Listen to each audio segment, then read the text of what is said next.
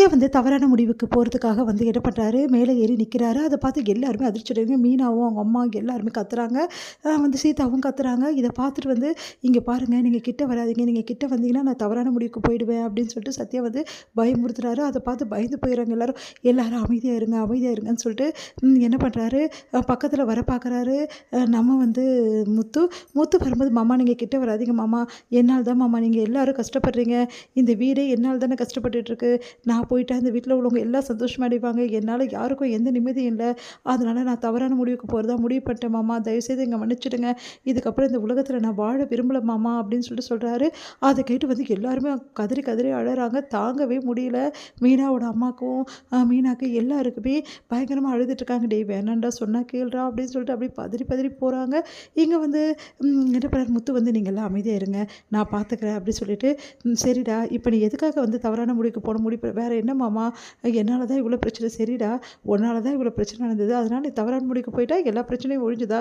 இல்லை மாமா, என்னால் மேற்கொண்டு மேற்கொண்டு அம்மா அவமானப்படுறதோ அக்கா அவமானப்படுறதோ எதுக்கு மாமா?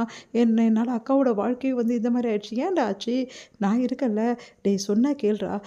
மாமா நான் இருக்கேன்டா, உன்னை நான் பார்த்துக்கிறேன்டா. இல்லை மாமா, என்னால் உங்களுக்கும் கஷ்டம், நான் இந்த உலகத்தில் இருக்க விரும்பலை அப்படின்னு சொல்லிட்டு போகிறதுக்காக வந்து தவறான முடிவு போகிறதுக்காக தயாராகிறாரு. உடனே வந்து, டேய் ஒரே ஒரு நிமிஷம் நான் சொல்கிறத கேட்டுட்டு அப்புறம் நீ தவறான முடிவுக்கு போடானோன்னா திரும்பி பார்க்குறாரு. ப்ளீஸ்டா சத்யா, மாமாவுக்கு ஒரே ஒரு சான்ஸ் கொடுறா, தயவு செய்து திருப்பி பாடுறா அப்படின்னோடனே, மாமா அப்படின்னு சொல்லிட்டு பார்க்குறாரு.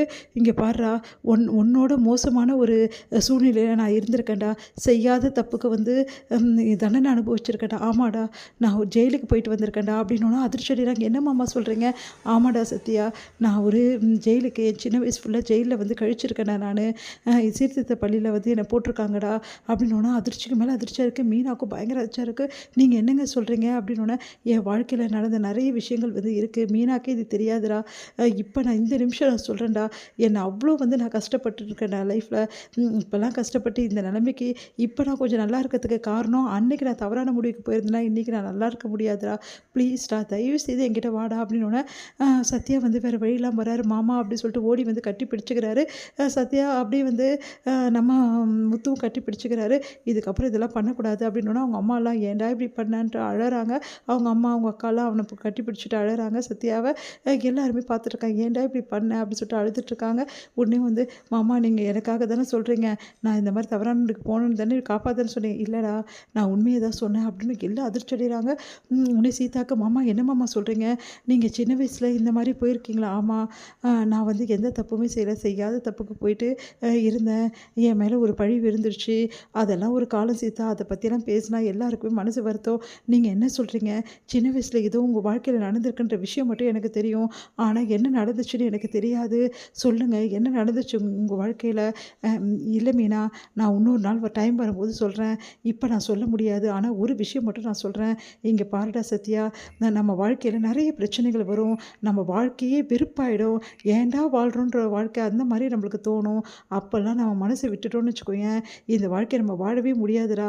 எவ்வளோ பிரச்சனையாக இருந்தாலும் நின்று வந்து வந்து நம்ம ஃபேஸ் பண்ணணும்டா. தைரியமாக நிற்கிறோம். தைரியம் ஒன்று தாண்டா உன்னை காப்பாற்றும், வேறு எதுவுமே உன்னை காப்பாற்றாது. உன் மாமா நான் இருக்கேன், நீ கவலைப்படாத. நீ இப்போ நல்லவனாக திருந்திட்ட. நீ நீ இதுக்கப்புறம் எந்த தப்புமே பண்ண மாட்டேன், எனக்கு அது நல்லாவே தெரியும். அதுக்காக மாமா உன் கூடவே இருப்பேன்டா. உன்னை இந்த பிரச்சனையிலேருந்து நான் காப்பாற்றுறேன்டா, நீ கவலைப்படாத அப்படின்னோடனே, மாமா அப்படின்னு ஓடி வந்து காலில் விழுறாரு. சத்யாவை தூக்குறாரு. கவலைப்படாதடான்னு சொல்லிட்டு போலீஸ் கரெக்டாக அங்கே வராங்க. இதோட முடியுது.